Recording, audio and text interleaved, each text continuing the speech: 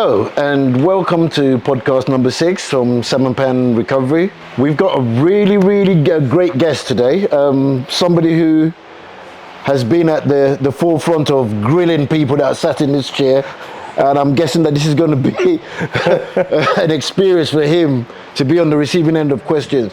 It gives me great pleasure to introduce Martin Peters, Director of Residential Services at Salmon Pan here, and a great colleague and friend of mine. Hi, Martin. Hi, Obi. Thanks very much. Yeah, it's a little bit different for me to be in this seat, so I'm sort of getting the understanding also of what it's like really for clients when they come in to treatment to be in that seat. So yeah, let's see what happens. Yeah, thank you. I've got quite a lot I want us to talk about today, but if we're ready, let's just start from. How did you manage to find yourself here? Why India? Well, I mean, it's an interesting story, and I'm not going to go straight into how my whole career, but getting into India was quite interesting. I think sort of during COVID, where I was working previously in Thailand, unfortunately due to COVID, the borders closed.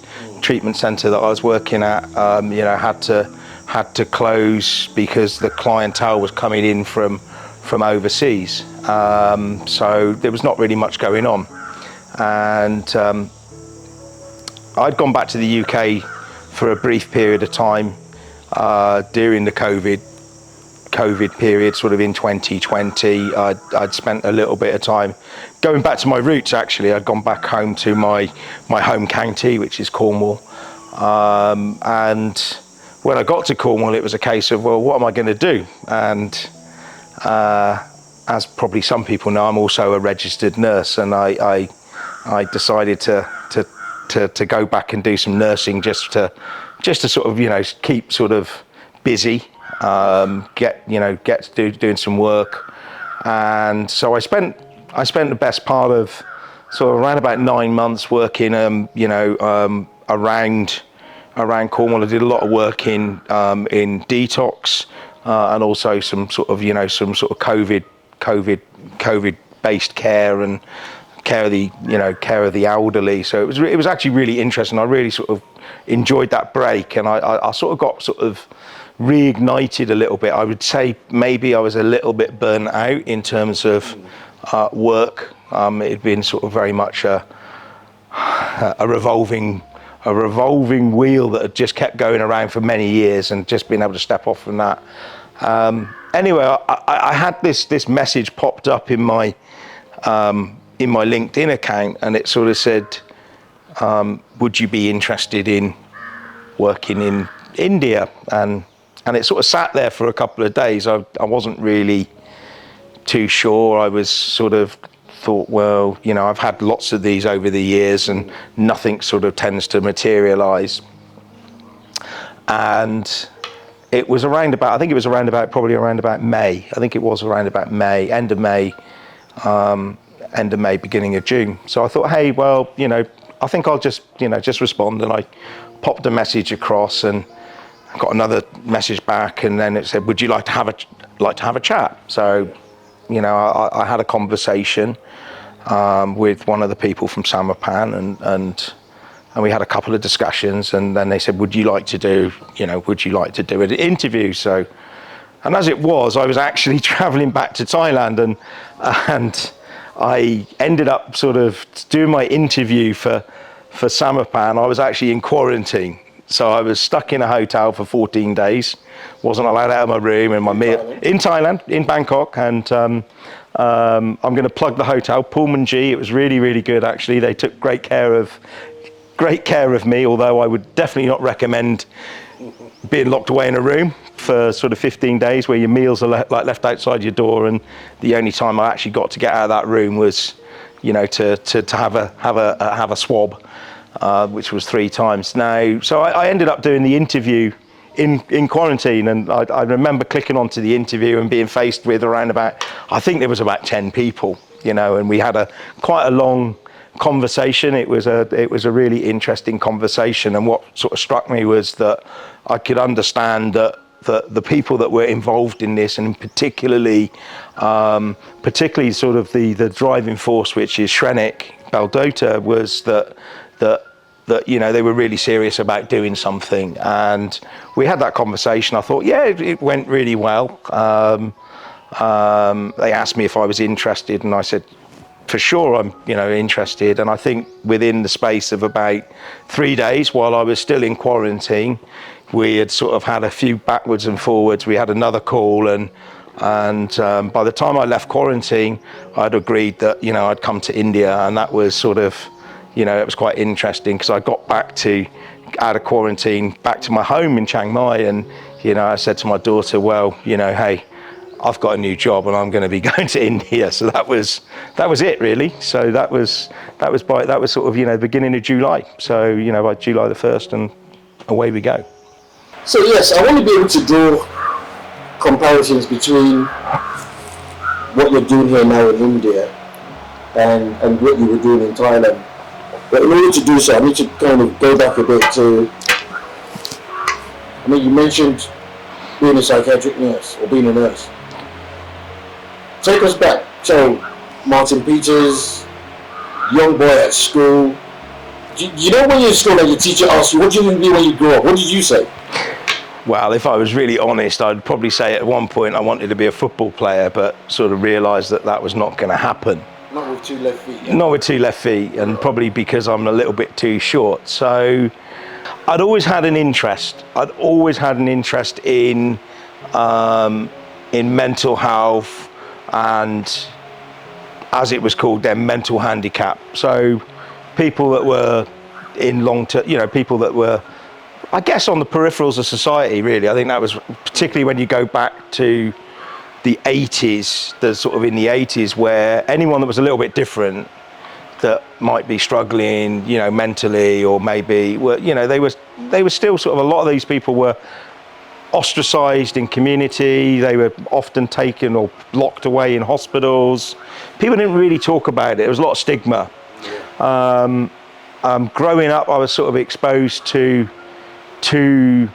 those types of places from quite an early age, through my father's work, who was working in social services, and so I'd sort of got used to sort of being around those people, and I had an interest. I initially wanted to be a social worker. For some reason, that was what my sort of initial sort of plan was. I was like, yeah, I want to be a social worker, and so I went to university. I left school at 18. I went to university, and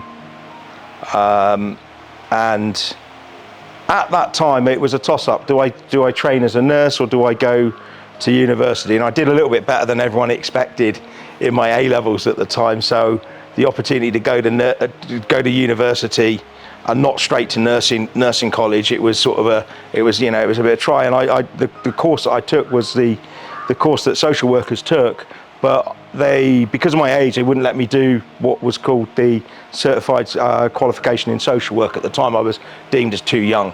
So I did everything in that degree, and then when I finished, I still wanted to work with people. That was, but my view had changed a little bit. I wasn't so sure that I wanted to be a social worker. I have two stepbrothers who are psychiatric nurses. Yes. And so I went back to college again straight away. Literally after leaving university, I completed my university. I was back doing my nurse training, and at that point it was still under the NHS. It transitioned towards the end of my training. It transitioned under the university, but I went and did my nurse training, and at that point, that was where I sort of enjoyed. I thought at the time I might be spending a little bit more time working with people with learning disabilities. That was an area that I sort of was really interested in. I did about a year after post-qualification of working with people with learning disabilities, complex needs, challenging behaviour. and I enjoyed it. But I moved over. I did a stint in the prison service, and from the prison service I moved over to forensic mental health. And from that point really onwards, after working in forensic mental health, and I moved again. I was living in Bristol, and I moved back to Cornwall, which is where I'm from. And I moved back to Cornwall, and I ended up working in community mental health team in North Cornwall, which I really enjoyed. It was great. I was a CPN. Really enjoyed that. Then I ended up working on what was the out of hours mental health team, which again as a CPN, and that was the sort of the first 24-hour team.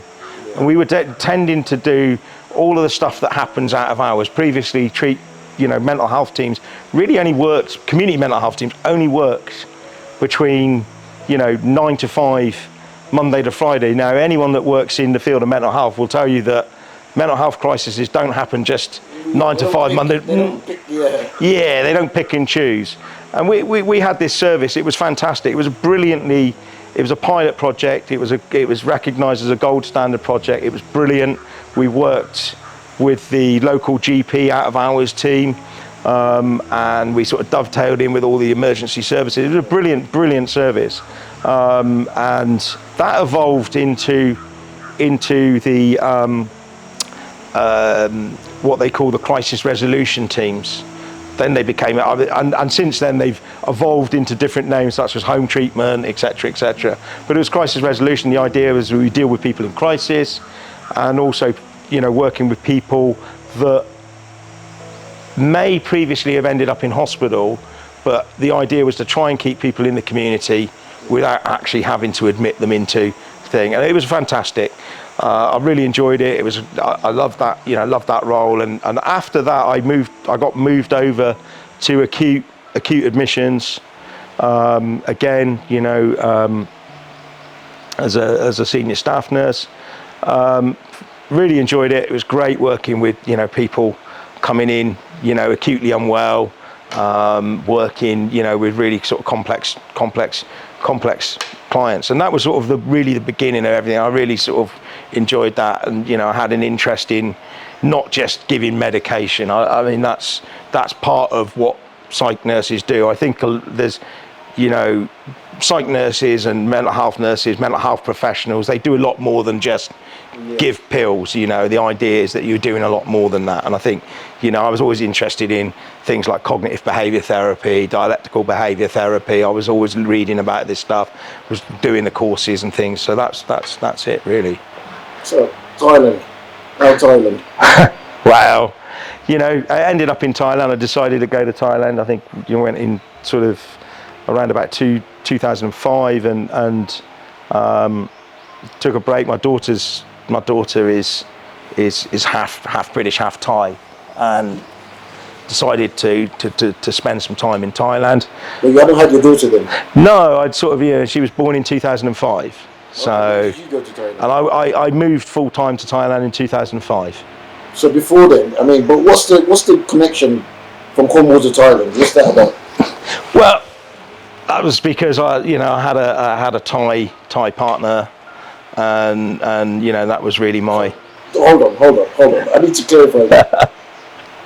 You went to Thailand on holiday. Yes. Met somebody. Yeah. So you were going back and forth every so often. When you had a little break, you go to Thailand. Yes. Okay. Then she got pregnant. Yes. And I'm guessing you then made a decision that you were gonna. Yes. Right. Okay. Yeah. Yeah. In a nutshell. Okay. So I ended up in Thailand, and that was interesting. I mean, I sort of got there, first couple of years it was just sort of doing bits and pieces. I hadn't really sort of decided what I was going to do, and then the rehabs in Thailand were literally, there was nothing there. If you look pre-2008, there was nothing. It was, there was nothing really other than the government rehabs, and I ended up sort of working at a new facility that opened. It was quite small, it was quite tiny, it was around about 10 beds in Kanchanaburi. As a nurse? I went as a nurse stroke sort of recovery worker. Sorry, I know I'm interrupting. No, that's fine. I just want to understand. You're a psychiatric nurse. Mm-hmm. You've gone over to Thailand. You go in there as a nurse and recovery worker. What was your understanding of addiction? What was it about addiction that made you? Because in order to be able to go and work as a recovery worker, I'd imagine that you have to have some understanding of problematic substance use or alcohol use disorder or something. Right. So do you mind? Yeah, of course. I mean, obviously, even in the work that I was doing back in the UK, even in the nursing, we dealt with a lot of clients that had problematic substance use, detox, those types of things. These were the type of clients that we were constantly having to face and deal with, people with complex mental health needs, but also with, long-standing substance abuse problems. So I was always interested in that sort of area. And, having sort of looked at that and sort of, become interested in that, the opportunity really to work back, sort of working in a clinical role, a clinical perspective was really quite cool. So yeah, I ended up there in 2008 and nothing in Thailand was really happening other than this new place open. And when I first got there, it was like, oh my goodness me, what have I come to? It was like, some of the approaches were quite dated. The person I was working under, I think the first thing he said to me, literally within the first week, he said, I'm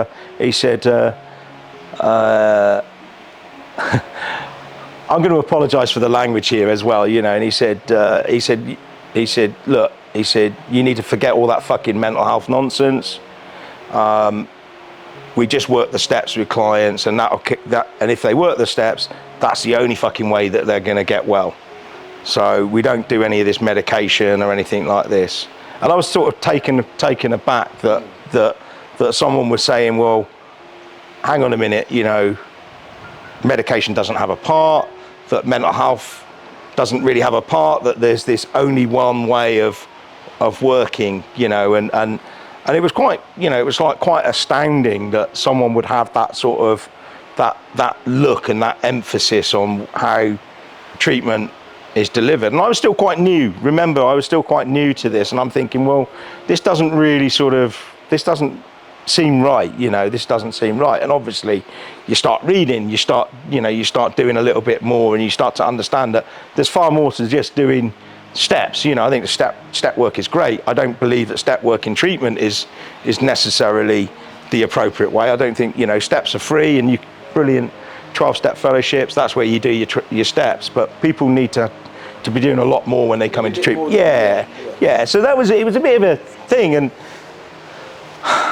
the centre got taken over. So the person that originally set it up, he ended up having to leave, and he sold out his shares. And the person that sort of bought the company outright, he sort of called me one evening, I think after I'd been there about a year and a half, and he called me one evening and he sort of said, he said, look, he said, I've acquired all the shares in the business, and I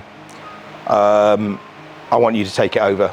I want you to run it. And I was like, well, okay, sure, Have you ever done anything like that previously? Well, I mean, obviously I'd worked into, supervisory and management roles previously, and I thought, well, I'm sure I can do this. You can jump in. I can do this. Yeah. I've always been quite adaptable. I think anyone that knows me and anyone that has worked with me would know that I've sort of always been able to adapt to working, in different ways and in different environments. I think,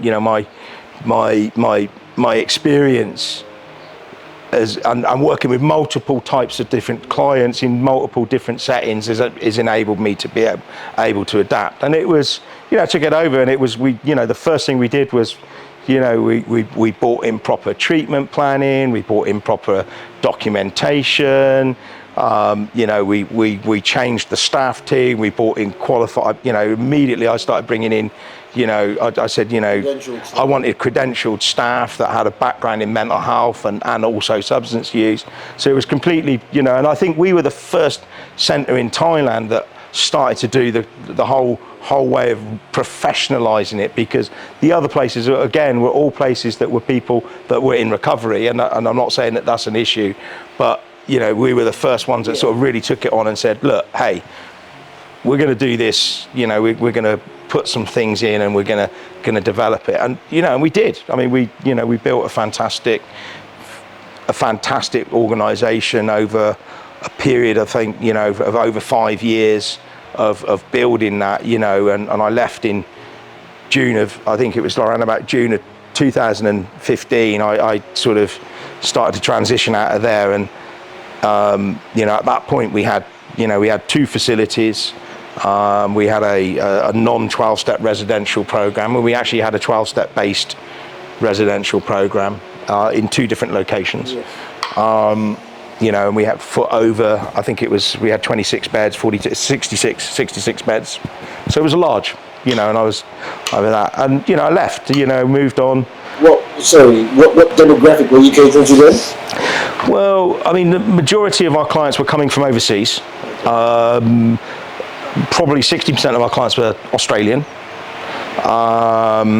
What was really interesting, and what I found really interesting, was that the demographic of clients changed quite considerably from 2010 through to sort of by 2015. It had changed quite considerably.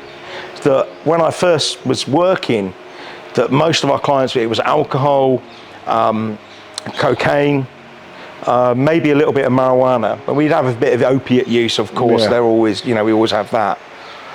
But meth became The thing. that a significant proportion of our clients were people that were meth users, crystal meth users, ice, and that was the demographic change, particularly because we're getting a lot of people from Australia, and that is where, that's a particular scourge in Australia.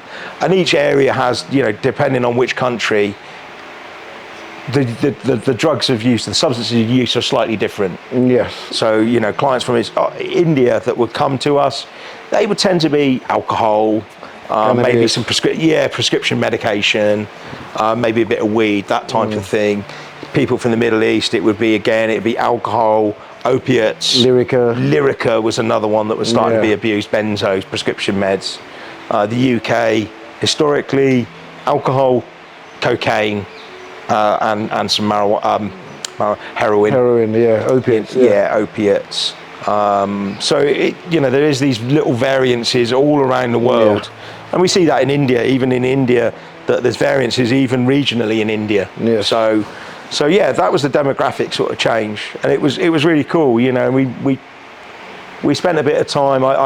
2015. I sat down with my previous boss from Dara, who was the CEO at the previously, and he had left in 2014, and we had a conversation. I think it was sort of around about June 2015, and he sort of said, well, how about we start something ourselves? What about, how about, doing it alone? Let's go and do what we did before and do it. So we moved to Chiang Mai. So moved to Chiang Mai, which was interesting, because everyone assumed that Chiang Mai was the cabin, and cabin's sort of very famous for Chiang Mai, and when we got up there, I mean, no one else would go into Chiang Mai at all, and we opened Lana beginning of 2016, and we grew the business. I mean, it was hard the first year or so. Probably the first 12-18 months is always hard graft. I think you know this. You've opened treatment centres, and there's a lot of self-sacrifice, a lot of long hours, a lot of stress, working above and beyond the call. Wearing multiple hats. You have to get you have to get in the trenches and do stuff. I mean, I'd do airport pickups and all sorts of stuff. Particularly because it was our own business. And there was only a few of us. I'd taken a few of my old staff that had come with me from my previous centre. So I had some really cool people that I'd worked with for a number of years, and they all came with me. So that was cool, but it was a lot of hard work. And we grew, and by the beginning of by the end of 2017, we'd opened another centre in Chiang Mai. So we had two. So we had a 26 bed unit, and we then opened a 12 bed unit, which was called Jintara. And then it just sort of snowballed. It was really weird. Obviously, I'd worked at Dara for a long time, which is down in Koh Chang, and they weren't doing, I think, probably with the greatest of respect, after myself and a few of the long-term staff had left, they hadn't been doing so well, and we had an opportunity to go back down and take it over, and we took it over in at the beginning of June 2018, and so it was really strange. It was like literally going back to where I sort of started. I had 2 treatment centres in Chiang Mai, and then I had this other, and then I was so I had this responsibility of 3 treatment centres. That's why I've got grey hair and bags under my eyes and wrinkles. It's pretty stressful. And we ended up going back there. We had to do a lot of work on that program. We had to, move people on and redo the program. It was a bit of a mess. And we really sort of turned it around in that period of time. And unfortunately, then it was bang, COVID. COVID hit, 2020. The world sort of just closed down, and that was, that was it really. My journey sort of, and at COVID, it was like, what am I going to do? What am I going to do? And I think we spent, between March and March of 2020. For about 6 months, it was just like, are we going to reopen? When are we going to reopen? What's going to happen? And as time went on, we could just see that this was just dragging further and further out. And it was tough. I think it was tough for a lot of people, including myself. I struggled with it. I like to be busy, and I don't do well when I'm not busy. What do you mean when you say you don't do well? I mean, I know a bit about you, but just for our audience, what do you mean when you say that? I've always been open. I mean, I've got no reason to be embarrassed about things. I think that there's enough stigma around mental health, without people that work in the mental health field not being able to talk about their own stuff at times. I mean, we talk about disclosure, and I think disclosure with clients always should be done with the benefit of the client. It's not about just going around and disclosing everything and talking about everything, but I'm quite happy to share that, and this, that I've struggled with depression on and off over a period of time, and I've had a few bouts of depression that have not been very, have been quite problematic. I've had to seek help from professionals. I think that's always the thing. I've got myself into a pretty bad place, I think, if I was really honest, sort of by sort of July, August of 2020, in terms of where I was mentally. I mean, I thrive on being around people, and although some people will say that my mum, if she's watching, will say, well, actually Martin likes his own company. I do agree to that to a point, and that is true. I do like my own time, but I also love the buzz of coming into work, being around staff, being around clients, talking on the phone to families, answering emails, just being feeling busy. Being busy. And like COVID took that all away. All of a sudden, everything that I'd taken for granted for quite a few years, and we should never take things for granted, it was taken away. And I was not in a good place. And I remember, calling one of my colleagues, Carol, and saying, I'm not in a good place here. I'm not doing well. And my mum was quite concerned at that time as well. And and she said, you're not in a good space. Luckily I've got some really cool friends that were really good. My daughter was like pretty understanding, and I'm a single dad, so that's also is also a pressure. So I think, when I sort of went back to the UK in September, it was just about the right time. I think I was able to clear my head, get a bit of self-purpose, just sort of rebuild. I was quite happy.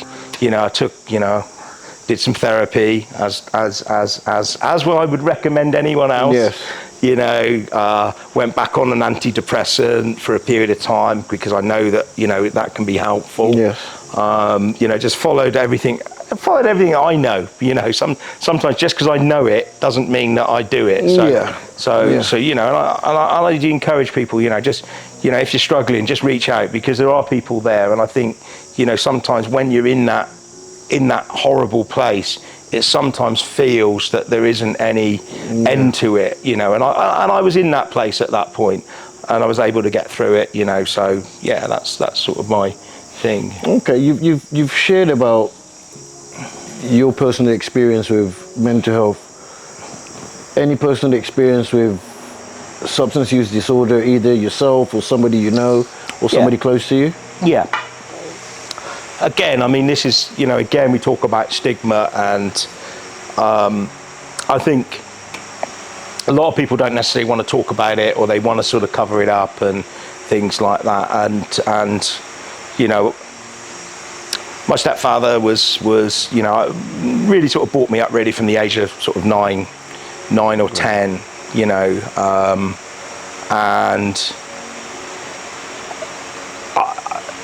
he was, interestingly, he was someone that was, was super smart, super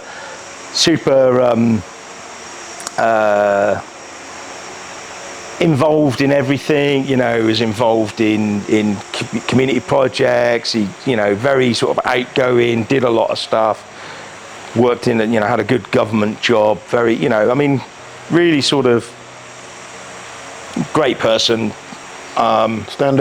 Stand-up guy, massive influence on my life. I think, I always thankful for the impact that he had on, getting me to where I am. I think, one of the people that really encouraged me to go to university, to study, to aspire. So I'm always really grateful for his, his impact on my life. And unfortunately, I think, that when he retired and he took early retirement, that he'd always drank. I mean, let's face it, a lot of people do, people do drink. I mean, it's not a case that everyone that drinks has a problem. And I don't think, and lots of people can drink quite normally, quite happily, without any major impact. And I think, growing up, he'd always drank. It wasn't really seen as an issue.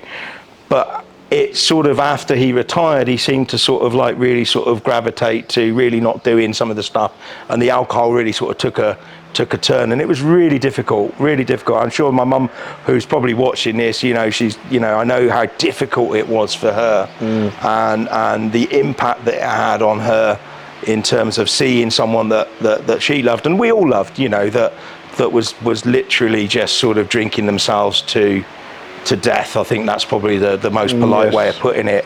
And I always remember we sat in, we'd gone out one evening, and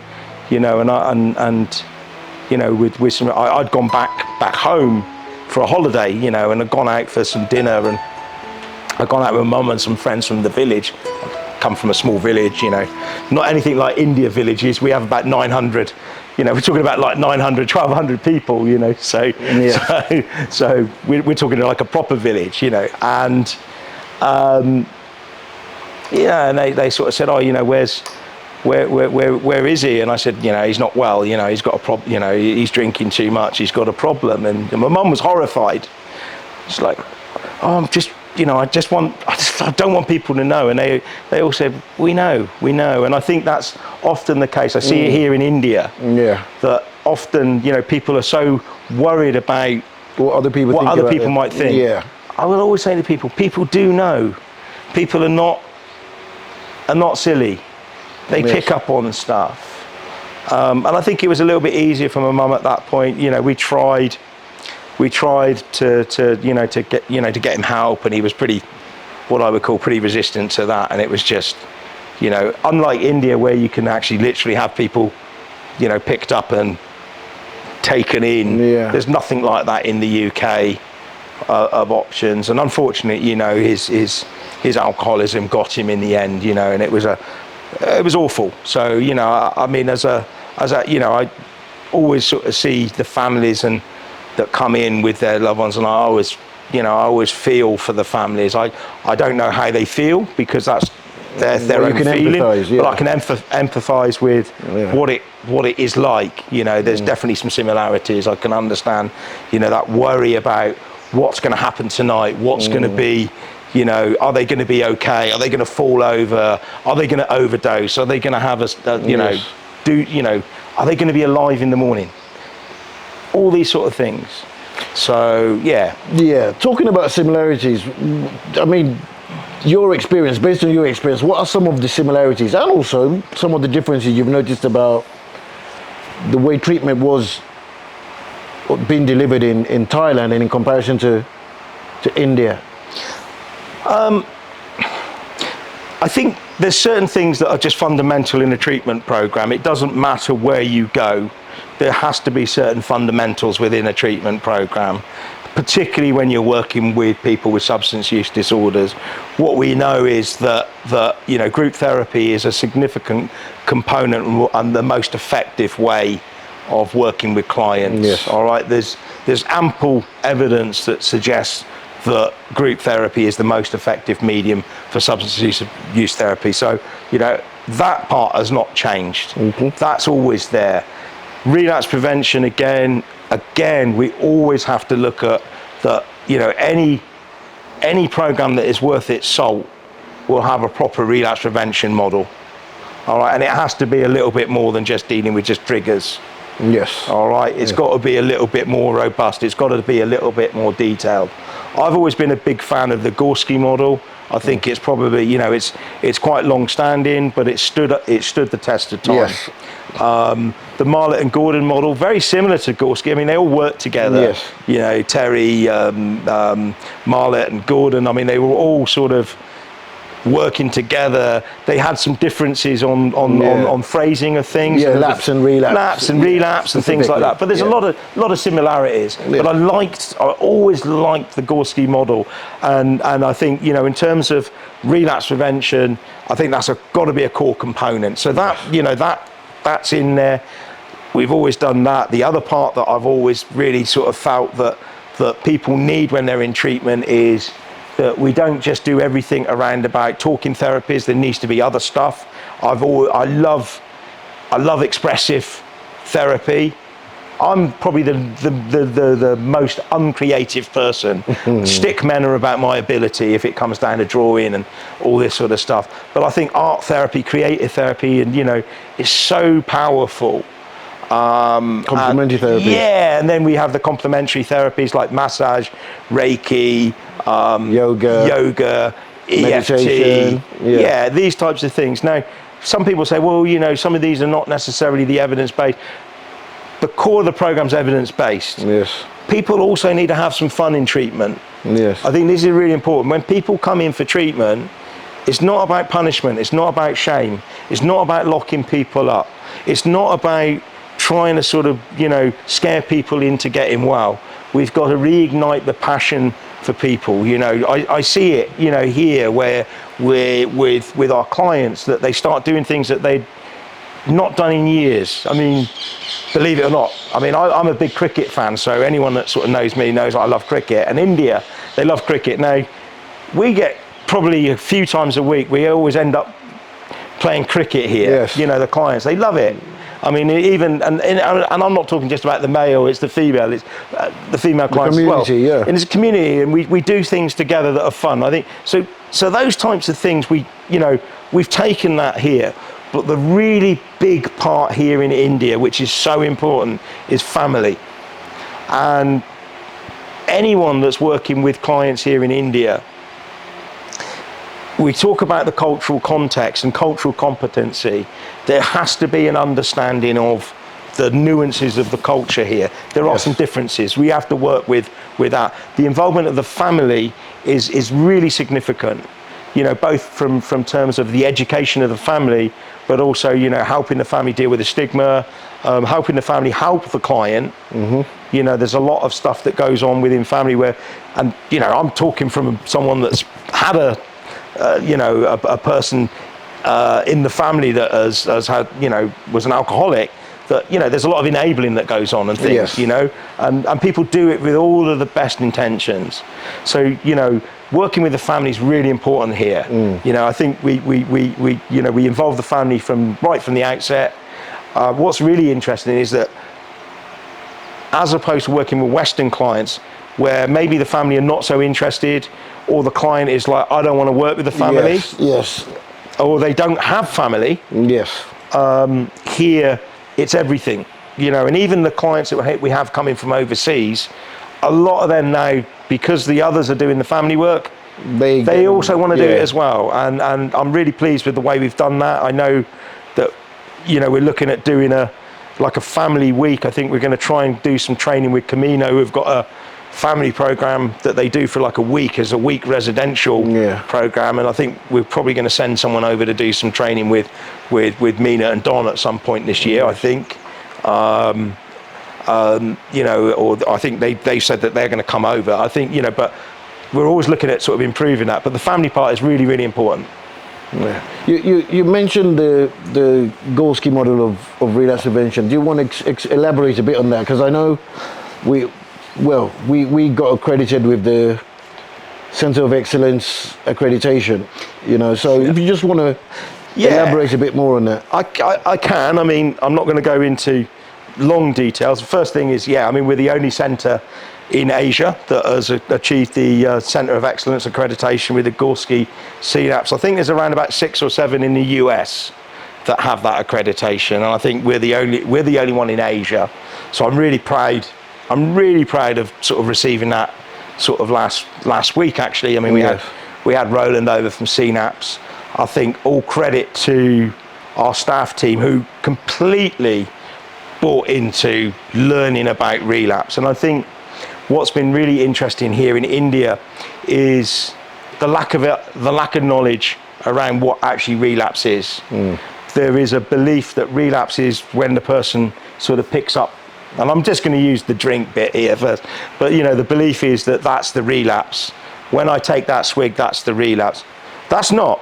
That's really, the way the model works, particularly with Gorski, is that that's just the outcome. That's just the end.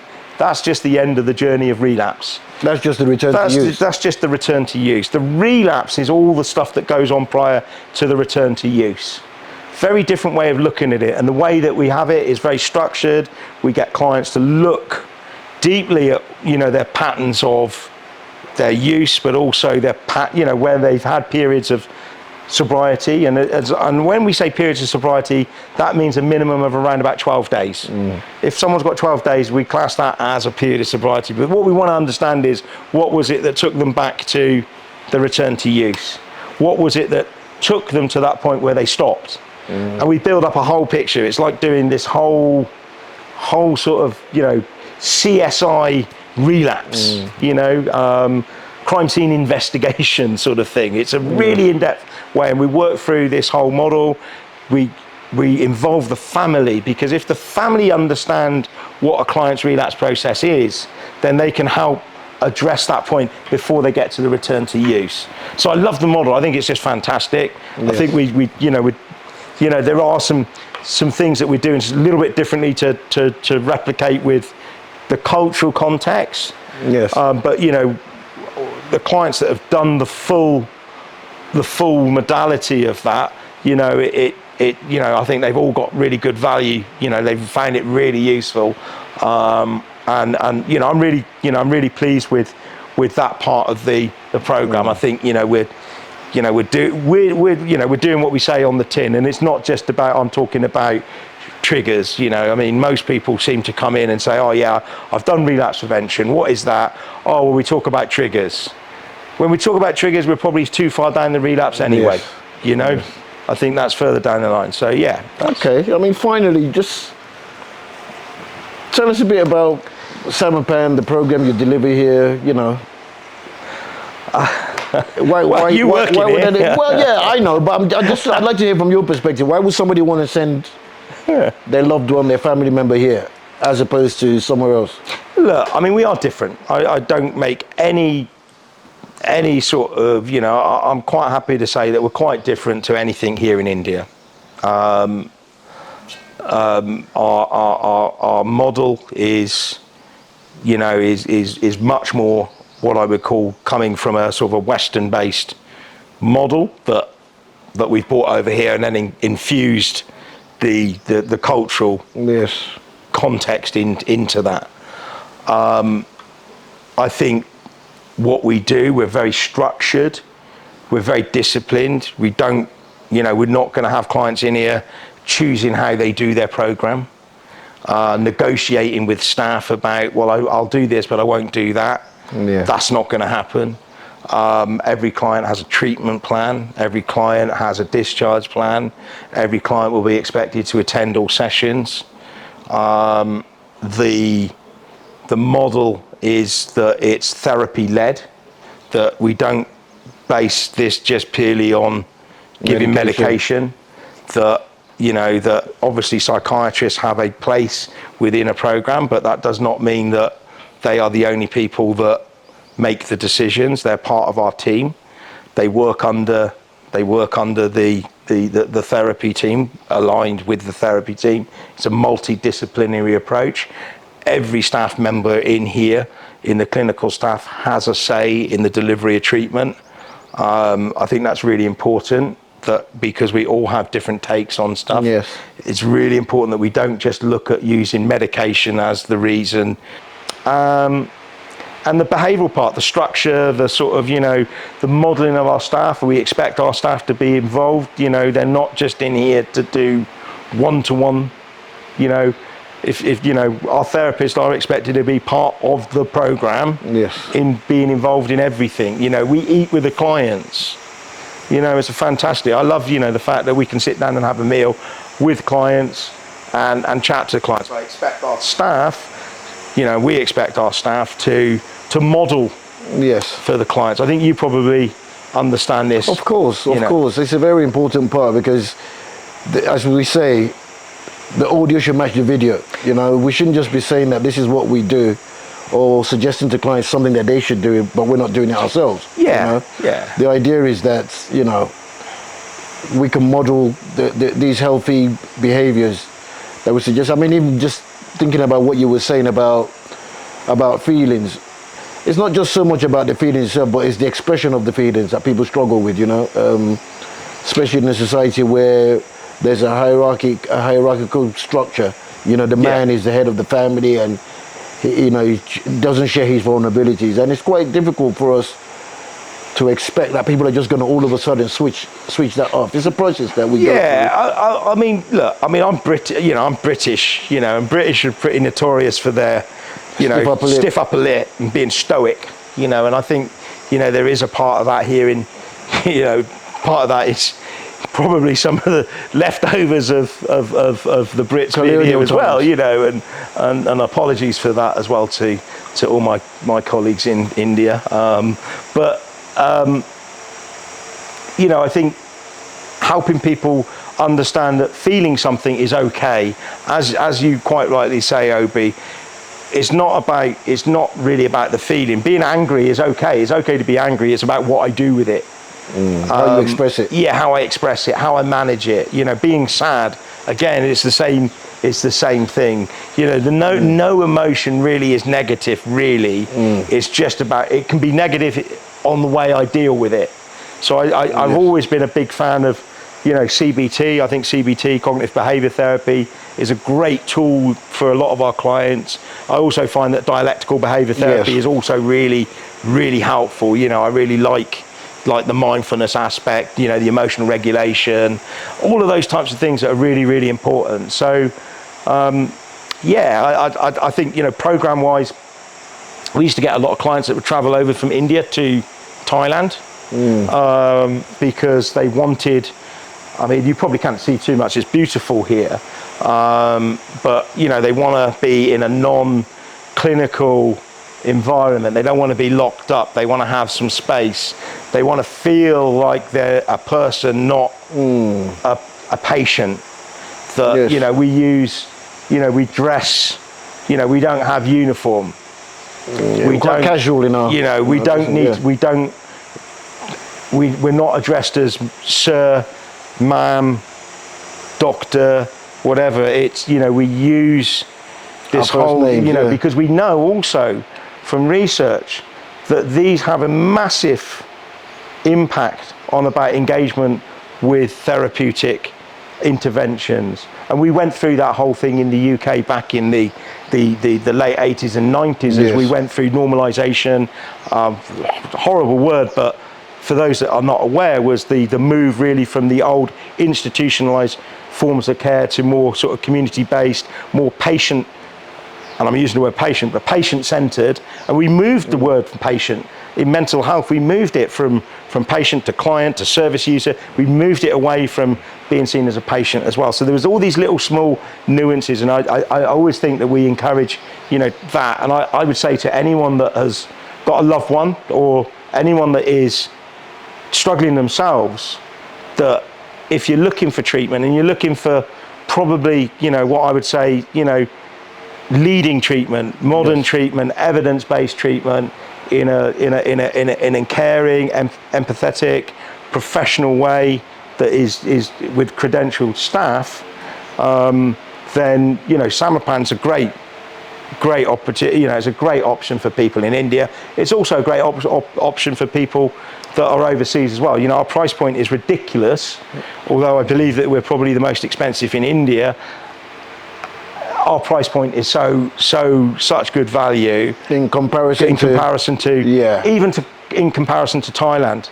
And and I'd like to think that Thailand has had its has grown, it's matured. There's an industry there in Thailand now with rehabs. There's no reason that India can't become a little bit, I'm not saying it's going to become like Thailand, but there's no reason why India can't become a country, a destination for people also looking for treatment, as well as the people in India that are looking for treatment, good quality treatment. And we'll strive. I think we're going to strive for that this year. We've got lots of things that we're doing, constantly training the staff, OB, as you know. I think that's really important. Of course. We're looking at getting, accreditation. We're in the, we're in our compliance stage at the moment for accreditation. There's a lot of work still to be done, but we're going to be inspected, I think, in November. I think that's going to be really significant.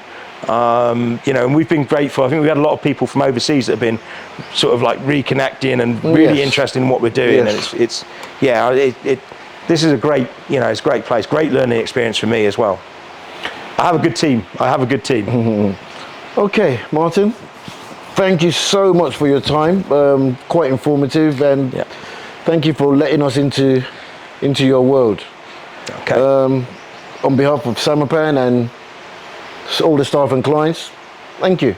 Thanks, Obi. Thank you very much. Yes. I think that's probably it. Okay, thank you very much.